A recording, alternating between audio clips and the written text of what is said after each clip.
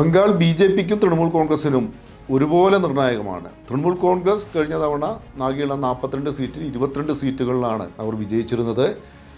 ഇത്തവണ കാര്യങ്ങൾ ഒട്ടും എളുപ്പമല്ല. ഏറ്റവും പ്രധാനപ്പെട്ട വെല്ലുവിളി മമതാ ബാനർജി സർക്കാരിനെതിരായ ജനവികാരമാണ്. നിരവധി അഴിമതി ആരോപണങ്ങളിൽ കുരുങ്ങി ആ സർക്കാർ ആകെ പ്രതിരോധത്തിലാണ്.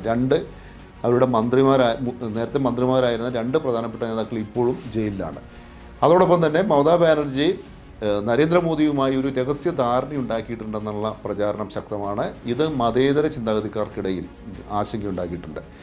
അതോടൊപ്പം തന്നെ സംഘടനാ പ്രശ്നങ്ങളുണ്ട്. മമതാ ബാനർജിയുടെ അനന്തരവനായ അഭിഷേക് ബാനർജിയെ അനന്തരാവകാശിയായി മമതാ ബാനർജി പ്രഖ്യാപിച്ചതിൽ തൃണമൂൽ കോൺഗ്രസ് നേതാക്കൾക്കും പ്രവർത്തകർക്കുമെല്ലാം അമർഷമുണ്ട്. ഇതെല്ലാം തൃണമൂലിന് തിരിച്ചടിയായേക്കാം.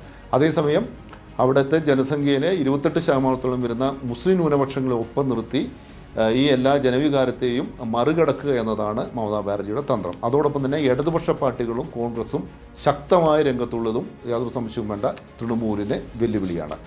ബി.ജെ.പിക്ക് ആവട്ടെ, ബി.ജെ.പിയെ സംബന്ധിച്ച് വലിയ പ്രതീക്ഷകളാണുള്ളത്. ആകെയുള്ള 42 സീറ്റ്, ഒരു 30 സീറ്റുകളെങ്കിലും വിജയിക്കണം. ഇതാണ് ബി.ജെ.പിയുടെ ലക്ഷ്യം. പ്രധാനമന്ത്രി നരേന്ദ്രമോദി സ്ഥാനാർത്ഥി നിർണയം മുതൽ പ്രചാരണം വരെയുള്ള എല്ലാ കാര്യങ്ങളിലും നേരിട്ട് നിയന്ത്രിക്കുകയായിരുന്നു. പ്രധാനമന്ത്രി 25 റാലികളെയാണ് ബംഗാളിൽ അഭിസംബോധന ചെയ്തത്. ആകെയുള്ള 42 സീറ്റുകളാണ്. ആ 42 സീറ്റുകളുടെ സംസ്ഥാനത്ത് 25 റാലികളെ അഭിസംബോധന ചെയ്തു. 80 സീറ്റുകളുള്ള യു.പിയേക്കാൾ കൂടുതൽ പ്രധാനമന്ത്രി റാലികളെ അഭിസംബോധന ചെയ്തത് പശ്ചിമ ബംഗാളിലാണ്. പല സംസ്ഥാനങ്ങളിലും ബി.ജെ.പിക്ക് സീറ്റുകൾ കുറയുന്ന കാര്യത്തിൽ ബി.ജെ.പിക്ക് തന്നെ യാതൊരു സംശയവുമില്ല. അവിടെ കുറയുന്ന സീറ്റുകളെ ബംഗാളിൽ നിന്ന് നേടുന്ന സീറ്റുകൾ കൊണ്ട് മറികടക്കുക എന്നതാണ് ബംഗാളിലെ ബി.ജെ.പിയുടെ പ്രധാനപ്പെട്ട ലക്ഷ്യം. എന്നാൽ അവിടെയും നിരവധി പ്രതികൂല ഘടകങ്ങളുണ്ട്. ഏറ്റവും പ്രധാനപ്പെട്ട പ്രതികൂല ഘടകമെന്ന് പറഞ്ഞാൽ ബംഗാളിൽ പ്രതിപക്ഷം ശക്തമാണ്.